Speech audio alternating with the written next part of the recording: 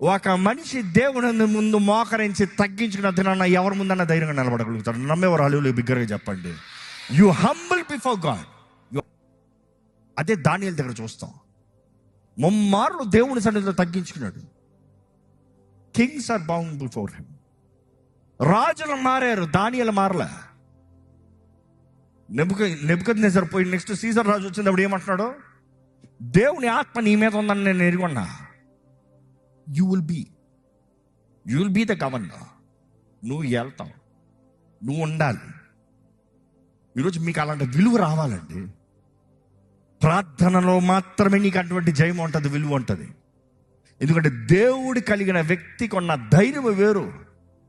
అసలు మోషే గురించి మనం చదువుతా బైబిల్ మనం గమనిస్తాము. మోషే సకల విద్య ప్రవీణుడు, రాజకుమారుడిగా పెరిగాడు. కానీ ఒక హెబ్రీని చంపేసినప్పుడు తను ఏం చేశాడు? పారిపోయాడు. కానీ అదే మోషే దేవుని దర్శించిన తర్వాత, దేవునితో తన స్పందన కలిగిన తర్వాత, దేవునితో మాట్లాడటం ప్రారంభించిన తర్వాత ఎక్కడి నుండి అయితే పారిపోయాడో అక్కడికే ధైర్యం వచ్చి నిలబడ్డాడు. You see, prayer gives you that boldness. Prayer gives you that courage. Prayer will give you that thing that where you can face anything. ఏమన్నా రాని, what may come, let's see.